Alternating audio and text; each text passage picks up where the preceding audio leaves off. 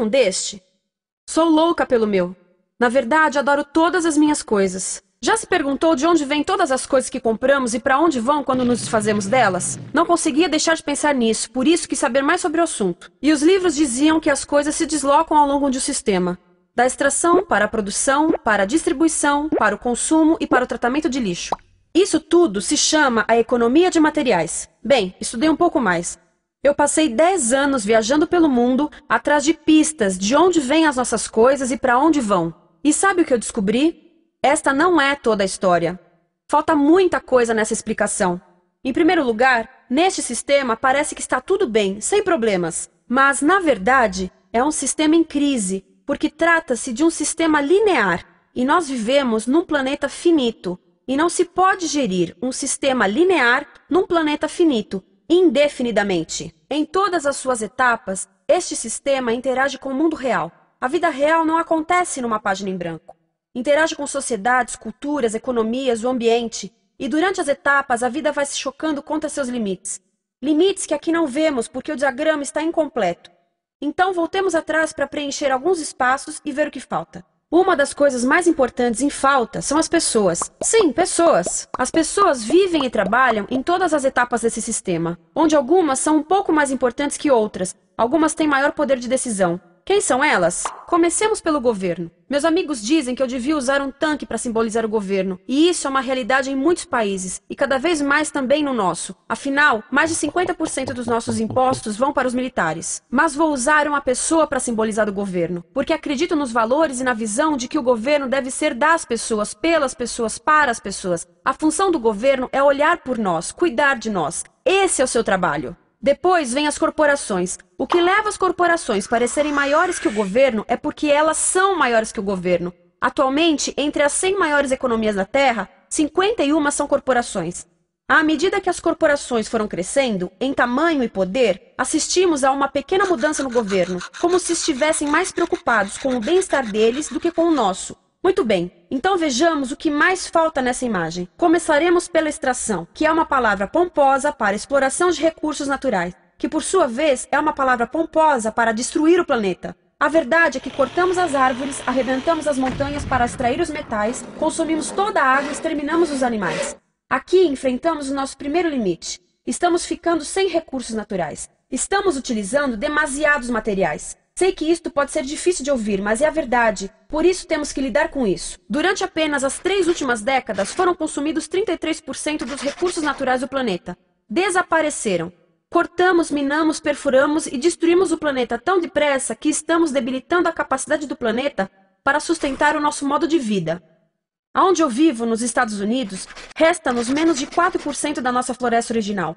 40% dos cursos de água estão impróprios para o consumo. E o nosso problema não é apenas estarmos utilizando demasiados recursos, mas o fato de estarmos utilizando mais do que a nossa parte.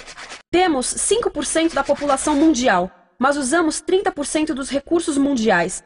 Se todos consumissem ao ritmo dos Estados Unidos, precisaríamos de 3 a 5 planetas. E sabem uma coisa? Só temos um. Então, a resposta do meu país a essa limitação é simplesmente ir tomar dos outros. Este é o terceiro mundo, que alguém dirá tratar-se apenas de uma expressão para designar o local para onde foram as nossas matérias-primas. E o que é que acontece? A mesma coisa, destruição do local. 75% das zonas de pesca do planeta estão sendo exploradas ao máximo ou além da sua capacidade. Desapareceram 80% das florestas originais do planeta. Só na Amazônia perdemos 2.000 árvores por minuto, o equivalente a um campo de futebol por minuto. Então, e as pessoas que vivem aqui? Bem, de acordo com esses sujeitos, eles não são donos desses recursos, mesmo que vivam lá há gerações. Não são donos dos meios de produção, nem compram muitas coisas. Nesse sistema, quem não possui nem compra muitas coisas não tem valor.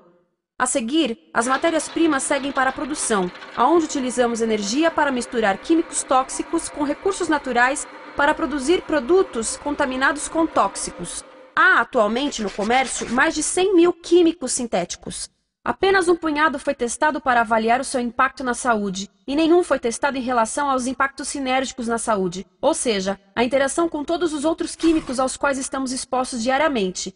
Por isso, desconhecemos o impacto total deles na saúde e no ambiente. Mas sabemos uma coisa: os tóxicos entram e saem. Enquanto continuarmos a introduzi-los nos nossos sistemas de produção industrial, continuaremos a inserir esses tóxicos nos produtos que levamos para nossas casas, trabalho e escolas, e claro, para nossos corpos. Como os BFRs, ou retardantes de incêndio à base de brometo, que tornam as coisas mais resistentes ao fogo, mas são super tóxicos.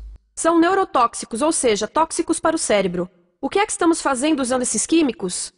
Apesar disso, os usamos em nossos computadores, eletrodomésticos, sofás, colchões e até alguns travesseiros. Sim, pegamos nossos travesseiros, os revestimos com neurotoxinas, levamos para casa e dormimos por 8 horas com eles. Não sei, mas acho que num país com tanto potencial, poderíamos ter uma maneira melhor de evitar que as cabeças peguem fogo à noite. Sabia que essas toxinas vão se acumulando ao longo da cadeia alimentar e se concentram nos nossos corpos? Sabe qual é o alimento do topo da cadeia alimentar com o nível mais elevado de químicos tóxicos? O leite materno. Isto significa que os menores membros das nossas sociedades, os nossos bebês, recebem as maiores doses de químicos tóxicos das suas vidas a partir do leite das suas mães. Não acha que é uma incrível violação? A amamentação deveria ser o mais importante ato humano de nutrição. Deveria ser algo sagrado e seguro.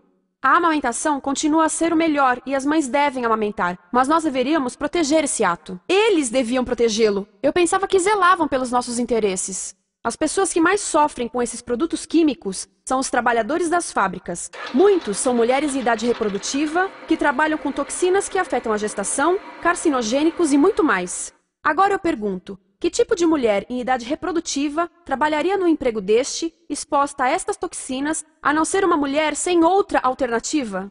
Essa é uma das maravilhas desse sistema. A erosão dos ecossistemas e economias locais aqui garante um fluxo constante de pessoas sem alternativas. No mundo, há 200 mil pessoas por dia se deslocando de ambientes que as sustentaram ao longo de gerações para cidades, onde muitas vivem em bairros de lata, à procura de emprego, por mais tóxico que seja. Não só os recursos são desperdiçados ao longo desse sistema, mas também pessoas, comunidades inteiras são desfeitas.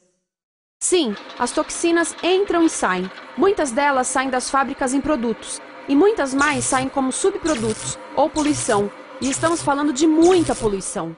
Nos Estados Unidos, as indústrias admitem liberar mais de 1.800.000 quilos de químicos tóxicos por ano.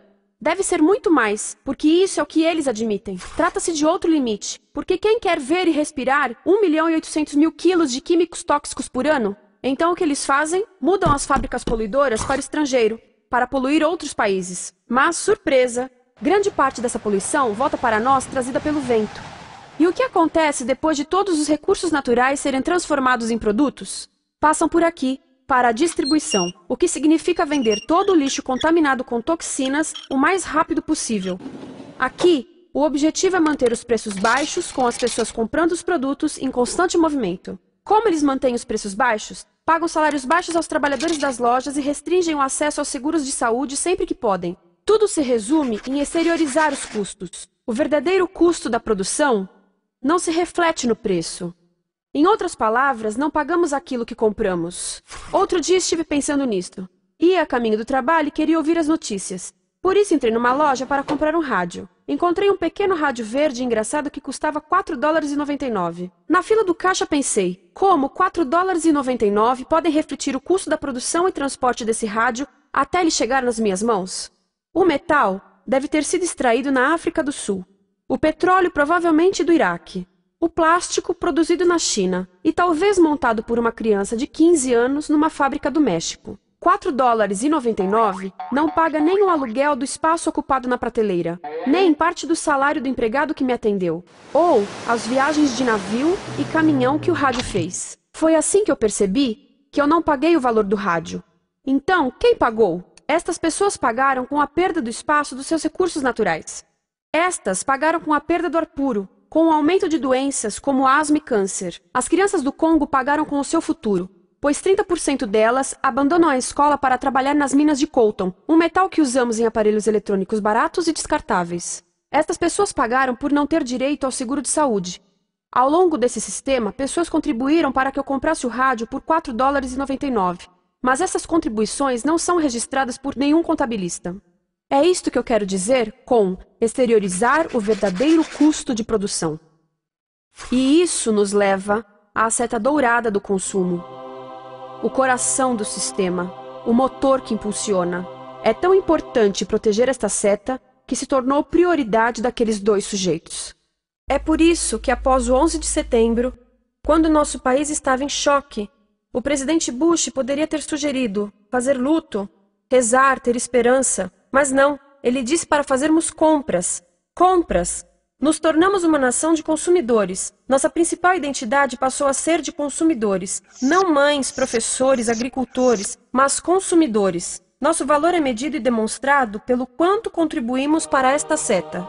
Quanto consumimos. Não é isso que fazemos? Compramos, compramos, compramos.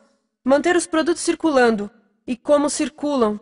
Sabe qual a porcentagem dos produtos que circulam através desse sistema que ainda são usados 6 meses depois da venda na América do Norte? 50%? 20%? Não, 1%. 1.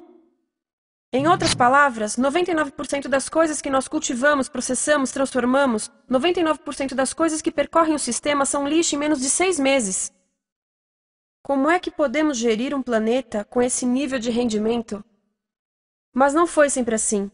Hoje, o consumidor médio americano consome o dobro que há 50 anos. Pergunte à sua avó. No tempo dela, a boa gestão, a engenhosidade e a poupança eram valorizados. Então, como é que isso aconteceu? Bem, não aconteceu simplesmente. Foi planejado. Pouco depois da Segunda Guerra Mundial, estes sujeitos estudavam a forma de impulsionar a economia. O analista de vendas Victor Lebow articulou a solução que se tornaria a norma de todo o sistema. Ele disse: a nossa enorme economia produtiva exige que façamos do consumo a nossa forma de vida, que tornemos a compra e uso de bens em rituais, que procuremos a nossa satisfação espiritual, a satisfação do nosso ego no consumo. Precisamos que as coisas sejam consumidas, destruídas, substituídas e descartadas a um ritmo cada vez maior. O conselheiro econômico do presidente Eisenhower disse: o principal objetivo da economia americana é produzir mais bens de consumo. Mais bens de consumo? O nosso principal objetivo? Não é providenciar cuidados médicos, ou educação, ou transportes seguros, ou sustentabilidade, ou justiça? Bens de consumo? Como é que eles nos fizeram adotar esse sistema de forma tão entusiástica? Bem, 2 das suas estratégias mais bem-sucedidas são a obsolescência planejada e a obsolescência perceptiva. A obsolescência planejada é uma outra forma de dizer criado para ir para o lixo. Eles fazem as coisas de modo que sejam inúteis tão rápido quanto possível para jogarmos fora e voltarmos a comprar. Isso é óbvio em sacolas ou copos de plástico, mas verifica-se isso em coisas maiores como esfregões, DVDs, máquinas fotográficas, churrasqueiras, quase tudo, até computadores. Já reparou que quando compra um computador, a tecnologia muda tão rápido que em poucos anos se torna quase um impedimento para a comunicação? Fiquei curiosa e abri um desses computadores para ver o que tinha dentro, e descobri que a peça que se muda a cada ano é apenas uma pecinha no canto. Mas não se pode mudar apenas essa peça, porque cada nova versão tem um formato diferente. Tem que jogar tudo fora e comprar um novo. Estive lendo sobre o design industrial da década de 50, quando a obsolescência planejada começou a aparecer. Esses designers eram muito claros sobre o assunto. Chegavam a debater quão rápido conseguiam que um aparelho avariasse, mas de modo que o consumidor mantivesse fé suficiente para ir comprar outro. Foi tão intencional, mas as coisas não avariam suficientemente rápido para manter essa seta funcionando. Por isso existe também a obsolescência perceptiva. A obsolescência perceptiva nos convence a jogar fora coisas que ainda são perfeitamente úteis. Como fazem isso? Mudam a aparência das coisas. Por isso, se comprou suas coisas há alguns anos, todos percebem que você não tem contribuído para essa seta. E como o nosso valor depende da nossa contribuição para essa seta, isso pode ser embaraçoso. Por exemplo, se eu tiver o mesmo monitor de computador gordo e branco na minha mesa por 5 anos e a minha colega tiver comprado um computador novo, ela vai ter um monitor plano brilhante que combina com o computador, com o celular e até com as canetas. Ela parece estar operando uma nave espacial e eu pareço que tenho uma máquina de lavar na mesa. A moda é outro bom exemplo. Já se perguntou por que os saltos dos sapatos das mulheres passam de largos para finos num ano e no próximo de finos para largos? Não é por haver um debate sobre qual deles é mais saudável. É porque usar saltos largos num ano de saltos finos mostra que você não contribuiu recentemente para a seta. Por isso não vale tanto quanto a pessoa com saltos finos ao seu lado, ou em um anúncio. É para comprarmos sapatos novos. A publicidade e a mídia em geral têm um papel importante nisto. Cada um de nós nos Estados Unidos é bombardeado com mais de 3.000 anúncios por dia. Vemos mais publicidade num ano do que as pessoas há 50 anos viam em toda a vida. Qual é o objetivo de um anúncio se não nos fazer infelizes com o que temos? Por isso, nos dizem 3.000 vezes por dia que o nosso cabelo está errado, nossa pele, nossa roupa, nossos móveis, nossos carros, nós estamos errados. Mas tudo se resolve se formos às compras. A mídia também ajuda a esconder tudo isto e isto. Por isso, a única parte da economia que vemos são as compras. A extração, produção e envio para o lixo acontecem fora do nosso campo de visão. Por isso, nos Estados Unidos, temos mais coisas do que tivemos antes, mas pesquisas mostram nossa felicidade declinando. Nossa felicidade teve seu pico na década de 50, a mesma época em que a febre consumista explodiu. Coincidência interessante. Acho que sei o porquê. Temos mais coisas, porém menos tempo para o que realmente nos faz felizes. Amigos, família, tempo livre. Estamos trabalhando mais do que nunca. Analistas dizem que não temos tão pouco tempo livre desde a sociedade feudal. E sabem quais são as duas atividades que mais fazemos no pouco tempo livre que temos? Ver televisão e fazer compras. Nós, americanos, passamos 3 a 4 vezes mais tempo comprando do que os europeus. Assim, nessa situação ridícula, vamos trabalhar talvez em 2 empregos, e quando chegamos em casa exaustos e sentamos no sofá novo para ver televisão, os anúncios dizem que não prestamos, então vamos às compras para nos sentirmos melhor. Depois trabalhamos mais para pagar o que compramos e chegamos em casa mais cansados, vemos mais televisão que nos diz para fazermos compras outra vez. E estamos nesse ciclo de trabalhar, ver, comprar, e podíamos simplesmente parar. Então, no final, o que acontece a todas essas coisas que compramos? Nesse ritmo de consumo, não cabe tudo em casa, apesar do tamanho médio das casas ter duplicado nesse país desde os anos 70. Vai tudo para o lixo, e isso nos leva ao tratamento do lixo. Essa é a parte da economia de materiais que conhecemos melhor, porque nós temos de levar o lixo até a esquina. Cada americano produz 2 quilos de lixo por dia, o dobro do que fazíamos há 30 anos. Todo esse lixo ou é despejado num aterro, que é um grande buraco no chão, ou ainda pior, primeiro é incinerado e depois despejado no aterro. As duas formas poluem o ar, o solo, a água, sem esquecer que alteram o clima. A incineração é realmente ruim. Lembra daqueles tóxicos da fase da produção? Bem, queimar o lixo libera esses tóxicos no ar. Pior ainda, produz supertóxicos novos, como a dioxina. A dioxina é a substância mais tóxica feita pelo homem, e os incineradores são a principal fonte de dioxina.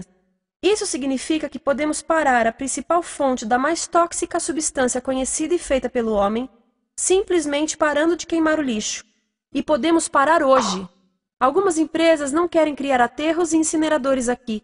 Por isso, também exportam os resíduos. Então, e a reciclagem? A reciclagem ajuda? Sim, a reciclagem ajuda. Ela reduz o lixo nessa extremidade e depois reduz a pressão para minerar e colher mais nessa extremidade. Sim, todos devemos reciclar, mas reciclar não é o suficiente. Reciclar nunca será suficiente, por 2 razões. Primeiro, o lixo que vem das nossas casas é apenas a ponta do iceberg. Para cada saco de lixo que deixamos na esquina, 70 sacos de lixo são criados anteriormente, só para fazer o lixo desse saco que deixamos na esquina. Assim, mesmo que pudéssemos reciclar 100% do lixo das nossas casas, não se chegaria ao coração do problema. Além disso, grande parte do lixo não pode ser reciclado, ou porque contém demasiados tóxicos, ou porque é criado de início para não ser reciclável, como aquelas caixas de suco, que têm as camadas de metal, papel e plástico, todas coladas. Não dá para separar essas camadas para reciclá-las. Como se vê, é um sistema em crise. Por todo o percurso, estamos batendo em limites, do clima em mudança ao decréscimo da felicidade. Simplesmente não está funcionando. Mas a parte boa de um problema tão generalizado é haver tantos pontos de intervenção. Há pessoas trabalhando aqui salvando florestas, e aqui na produção limpa. Pessoas trabalhando em direitos do trabalho, em comércio justo, em consumo consciente, no bloqueio de aterros e incineradores. E muito importante, em recuperar o nosso governo, para que seja realmente pelas pessoas e para as pessoas. Todo esse trabalho é criticamente importante, mas as coisas vão realmente começar a se mover quando enxergarmos as ligações, quando enxergarmos o panorama geral. Quando as pessoas ao longo do sistema se unirem, poderemos reivindicar e transformar esse sistema linear em algo novo, um sistema que não desperdice recursos ou pessoas, porque aquilo de que precisamos nos livrar é da antiga mentalidade de usar e jogar fora. Há uma nova escola de pensamento nesse assunto, e é baseada em sustentabilidade e equidade, química verde, zero resíduos, produção em ciclo fechado, energia renovável, economias locais vivas, já está acontecendo. Há quem diga que é irrealista, idealista, que não pode acontecer. Mas eu digo que quem é irrealista são os que querem continuar pelo velho caminho. Isso é que é sonhar. Lembre-se que a velha forma não aconteceu por acaso. Não é como a gravidade que temos que conviver. As pessoas a criaram, e nós também somos pessoas. Por isso, vamos criar algo novo.